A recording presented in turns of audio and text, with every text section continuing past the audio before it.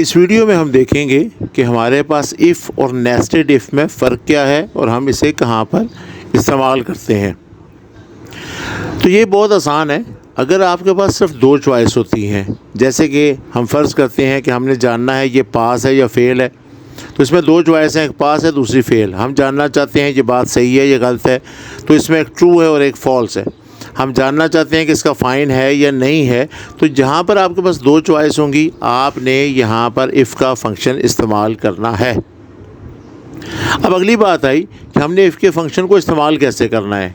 तो अगर हम इसे एक्सेल में इस्तेमाल करना चाहते हैं तो उसके लिए सिंपल सा मेथड हमारे पास यही है कि हमने आकर वहाँ पे सेल का रेफरेंस देना है, जैसे कि A1 है। आगे हमने लॉजिकल ऑपरेटर इस्तेमाल करना है, उसके बाद रूल्स अप्लाई करने हैं। ये हमारे इफ़ के फंक्शन का पहला हिस्सा है।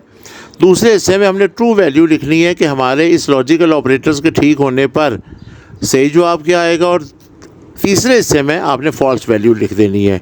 ये एक्सेल का मेथड था। अब अगर आप इसे देखते हैं MS एक्सेस में, तो मेथड सेम वही है, सिर्फ़ और सिर्फ फ़र्क इतना है कि जहाँ पर आप एक्सेल में सेल रेफरेंस दे रहे थे वहाँ पर आकर आपने फील्ड नेम लिख देना है। अब आई बात नेस्टेड इफ़ की कि नेस्टेड इफ़ कब यूज़ करेंगे। तो अगर आपके पास चॉइस कौन सी हैं वो 3 या 3 से ज़्यादा हैं, तो फिर उस सूरत में आपने इस्तेमाल करना है नेस्टेड इफ़। मसलन हम कहते हैं कि हमारे पास सब्जेक्ट्स मुख्तलिफ हैं, जिसमें से उर्दू के 100 नंबर हैं, इंग्लिश हम सेलेक्ट करें तो उसके 60 नंबर हैं, मैथ को अगर सेलेक्ट करें तो उसके 70 नंबर हैं, और कंप्यूटर सेलेक्ट करें तो उसके 90 नंबर हैं। तो ये हमारे पास सब्जेक्ट्स कौन से हैं, ये 3 से ज़्यादा हैं, तो इस वजह से हर सब्जेक्ट्स को अलग अलग मार्क करना है। तो हमने यहाँ नेस्टेड इफ़ यूज़ करना है। ऐसे ग्रेड को हम देखते हैं तो ग्रेड हमारे पास A B C D E F है, तो हम यहाँ पर भी नेस्टेड इफ़ लिखेंगे कि अगर उसके मार्क्स 90 से अबव हैं तो ग्रेड A है, अगर 80 से अबव हैं तो B है, अगर 70 से अबव हैं तो C है। ऐसे ही हमारे पास मुख्तलिफ सब्जेक्ट्स और उनकी फ़ीसेज़ हैं।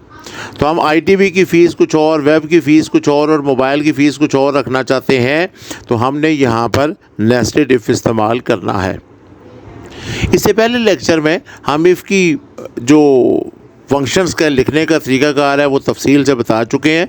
अगर आपने उस वीडियो को नहीं देखा तो ऊपर मौजूद आई कार्ड को क्लिक करके आप वो वीडियो देख सकते हैं। अब आई बात कि हम नेस्टेड इफ़ को इस्तेमाल कैसे करेंगे, एक्सेल में या एक्सेस में। तो पहले देखते हैं एक्सेल में। अब इस एक्सेल के फंक्शंस में आकर हमने इफ़ के फंक्शन को स्टार्ट किया, वही सेल का रेफरेंस दिया, लॉजिकल ऑपरेटर्स के साथ रूल अप्लाई किए। हमने कहा कि A1 90 से अबव हुआ तो जवाब आएगा बेस्ट। ये हमारे पास पहली चॉइस थी। अब यहाँ पर हमने फॉल्स वैल्यू देने के बजाय नेस्टेड इफ़ में फॉल्स वैल्यू की जगह हमने इफ़ का फंक्शन दोबारा स्टार्ट कर दिया, और हमने कहा कि अगर A1 बड़ा हुआ 80 से तो बेटर, और अगर 80 से और 90 से अबव ना हुआ, इनसे कम हुआ, तो फिर उस सूरत में जवाब बेस्ट आएगा।